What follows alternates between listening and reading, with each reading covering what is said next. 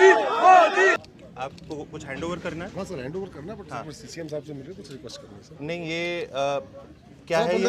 नहीं, ये किस चीज़ के लिए हैंड ओवर करना है? सर आप अंदर आ जाएंगे। नहीं, कोई बात नहीं, बात कर लीजिए, इसमें कोई आपत्ति नहीं है। सर, मैं आप कानून के तहत कानून के तहत आ रहे हैं सर। मेरे को नहीं, मुझे ये बता दीजिए किस कानून के तहत आपको पर्सनली सीएम को हैंड ओवर, किस कानून में लिखा है कि पर्सनली सीएम को हैंड ओवर करना? नहीं, देखिए, अगर किसी कानून में नहीं लिखा है तो मतलब साफ है आपको केवल यहाँ पे नौटंकी करनी है। You have to explain. मेरे को आपको समझाना होगा कि किस कानून के तहत आपको सीएम को पर्सनली हाथ में देना चाहिए। आप कानून की धारा नहीं बता रहे कि आप क्यों चाहते हैं कि सीएम को आपको केवल हाथ में देना है, सीएम के स्टाफ को नहीं देना है। ईडी के समन्स में ये कोई कानून नहीं है, सीबीआई में नहीं है, क्राइम में भी ऐसा कोई कानून नहीं है। मतलब आपको यहाँ पे केवल नौटंकी करनी है। सर, मैं मीडिया के सामने बात कर रहा हूं। मुझे कानून की धारा बता दीजिए सर। आप कानून के तहत समझा दूंगा सर। मैं नहीं, समझाना नहीं है, कानून की धारा बता दीजिए जहाँ पे लिखा है कि मुझे पर्सनली सीएम के हाथ में ये थमाना है।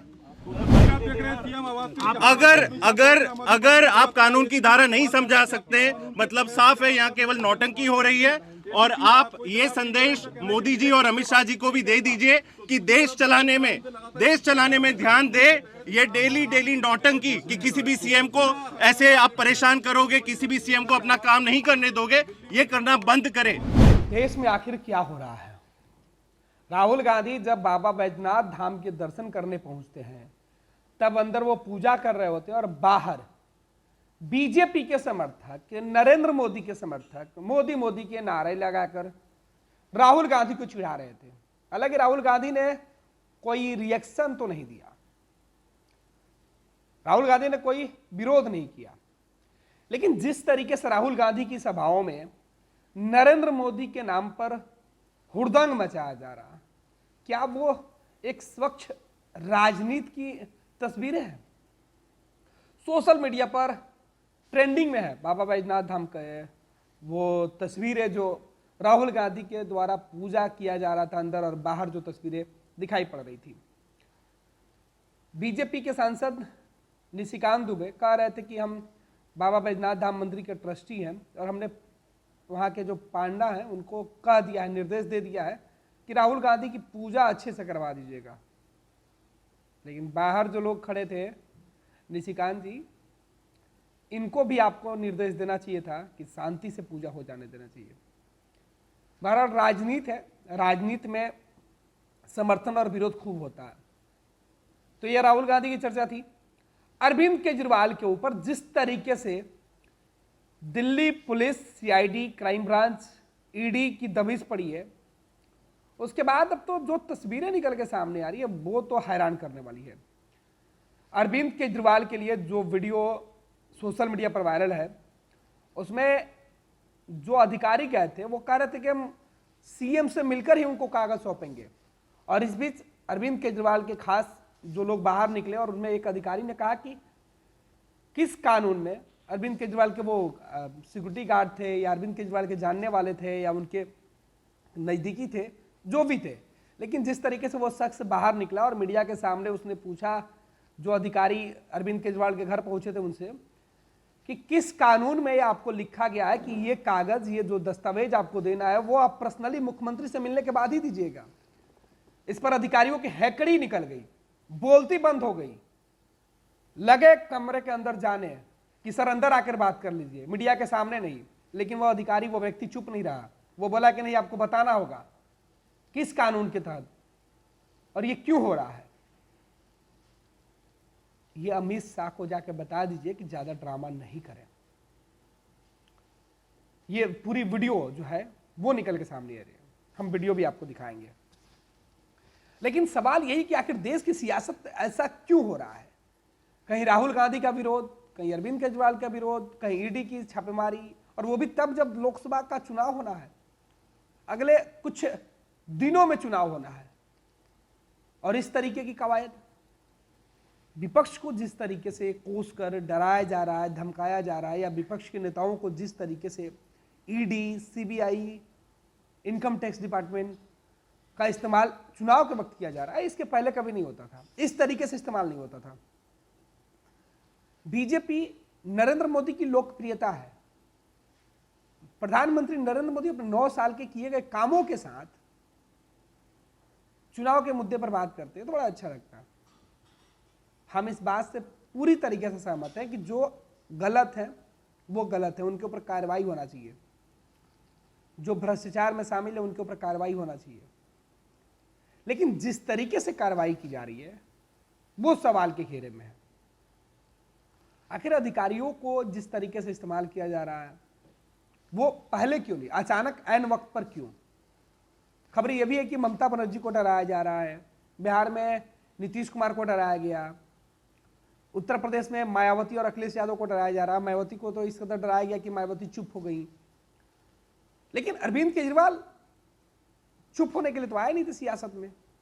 वो भ्रष्टाचार के खिलाफ खड़े होकर आए थे। कुछ दिनों में उन्होंने काम भी किया। ठीक है कि अगर अभी उनके ऊपर आरोप लग रहा है तो होंगे शामिल, जवाब उनको देना होगा। लेकिन अभी जो हालात बने हुए हैं, जिस तरीके से तस्वीरें निकल के सामने आ रही है, वो चिंता वाली बात है। प्रधानमंत्री नरेंद्र मोदी जी की लोकप्रियता भी अब खतरे में दिख रही है। जो लोग उनके समर्थक हैं वो भी उनकी आलोचना कर रहे हैं। प्रधानमंत्री जिस नारों के साथ भारत की सियासत पे वो एक्टिव हुए थे, भ्रष्टाचार, करप्शन, नई विजन, उसके सहारे अगर चुनाव के मैदान में जाए तो ज़्यादा अच्छा है। ये दावे किए जा रहे हैं सोशल मीडिया पर, अगर हम सबके कमेंट्स पढ़े तो शायद इससे भी ज़्यादा हो जाएगा। लेकिन हम 2 तस्वीरें आपको दिखाएंगे। पहली तस्वीर राहुल गांधी की, जो बाबा धाम मंदिर में वो पूजा करने का जाते हैं, बैजनाथ धाम मंदिर में पूजा कर रहे होते हैं और बाहर किस तरीके से मोदी मोदी के नारे लगाए जा रहे हैं। और बीजेपी के तमाम नेता इस पूरे मामले पर खामोश हैं। क्या उन उदंड कार्यकर्ताओं के खिलाफ बीजेपी को संदेश नहीं देना चाहिए? क्या वैसे कार्यकर्ता जो किसी दूसरे पार्टी के कार्यक्रम में इस तरीके से जाकर या समर्थक नारेबाजी करते हैं, हुड़दंग करते हैं, इससे आपसी तनाव बढ़ेगा, समर्थक आपस में उलझ सकते हैं, मामला बिगड़ सकता है। तो शांत वातावरण को अशांत करने की कोशिश क्यों किया जा रहा है, यही सवाल है। और मुझे लगता है कि हम अपने तमाम दर्शकों के भरोसे पर शायद खरा नहीं उतर पा रहे हैं, तभी तो आपका प्यार कम मिल रहा है। अगर आप हमें सुझाव दें, हम आपके सुझाव भी लेंगे और अब हम आपके कमेंट्स भी लेंगे। अगली बार जब हम वीडियो करेंगे तो उसमें आप लोगों के जो अच्छे सुझाव होंगे उसकी हम चर्चा करेंगे और आपसे उम्मीद करते हैं कि आपका प्यार, आपका स्नेह हमें अब भर भर के मिले, तब भी हम इस सिलसिले को जारी रख पाएंगे। वरना अगर आप नहीं पसंद कीजिएगा तो फिर ये सिलसिला खत्म हो जाएगा। गेट तो छोड़ दो। सर आप हैं सीनियर मोस्ट ऑफिसर यहाँ पे, आपका नाम क्या है? Sir ACP Pankaj Arora sir अंदर आ जाए। नहीं कोई नहीं, बात कर लीजिए। अंदर आ जाए सर। नहीं आपको कुछ हैंडओवर करना है? हाँ सर हैंड ओवर करना है, बट सीसीएम साहब से मिले कुछ रिक्वेस्ट करना है सर। नहीं ये क्या आप है अंदर आ ये? जाए सर आप। नहीं ये किस चीज़ के लिए हैंडओवर करना है? सर आप अंदर आ जाएंगे। नहीं कोई बात नहीं, बात कर लीजिए, इसमें कोई आपत्ति नहीं है। सर, मैं आपको- आप मैं- कानूनी सर, मैं- आप कानून के तहत ये कानून के तहत आ रहे हैं सर, मेरे को नहीं, मुझे ये बता दीजिए किस कानून के तहत आपको पर्सनली सीएम को हैंडओवर, किस कानून में लिखा है कि पर्सनली सीएम को हैंडओवर करना है? सर आप 1 मिनट अंदर आ जाएंगे सर, मैं मीडिया के सामने इंटरव्यू दे रहा नहीं था। इंटरव्यू बात नहीं है। इंटरव्यू देखिए, अगर कानूनी काम कर रहे हैं तो इसमें कोई आपत्ति नहीं होनी चाहिए। बताऊंगा सर। नहीं किस कानून के मैं सर को तहत, बता किस दूंगा, सर, कानून के तहत आप देना चाहेंगे? सर मैं सर को बता किस कानून में लिखा है कि पर्सनली चीफ मिनिस्टर के हाथ में आपको ये देना है? सर आप अंदर आ जाएंगे तो ईडी के समन्स ईमेल में आते हैं, कानून के समझ समझा दूंगा मैं ईडी कानून की बात। के नहीं ईडी के समन्स ईमेल में आते हैं, सीबीआई के ईमेल्स में आते हैं, हर दिन ढेरों समन्स आते हैं। हर दिन अगर इतने नोटिस आते हैं, कोई ये इंसिस्ट नहीं करता कि आपको हाथ में देना है। जवाब नहीं दे सकता सर। नहीं तो आप दीजिए ना। आप किस कानून, आप कानून की धारा बता दीजिए। आप कानून की धारा नहीं बता रहे कि आप क्यों चाहते हैं कि सीएम को आपको केवल हाथ पे देना है, सीएम के स्टाफ को नहीं देना है। ईडी के समन्स में ये कोई कानून नहीं है, सीबीआई में नहीं है, क्राइम में भी ऐसा कोई कानून नहीं है। मतलब आपको यहाँ पे केवल नौटंकी करनी है। सर मैं मीडिया के सामने बात कर रहा हूं, मुझे कानून की धारा बता दीजिए सर। आप कानून के तहत समझा दूंगा सर, मैं समझा नहीं समझाना नहीं है, कानून की धारा बता दीजिए जहाँ पे लिखा है कि मुझे पर्सनली सीएम के हाथ में ये थमाना है।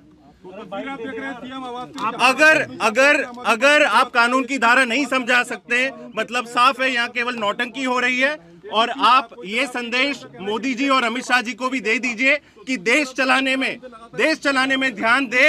ये डेली नौटंकी कि किसी भी सीएम को ऐसे आप परेशान करोगे, किसी भी सीएम को अपना काम नहीं करने दोगे, ये करना बंद करें।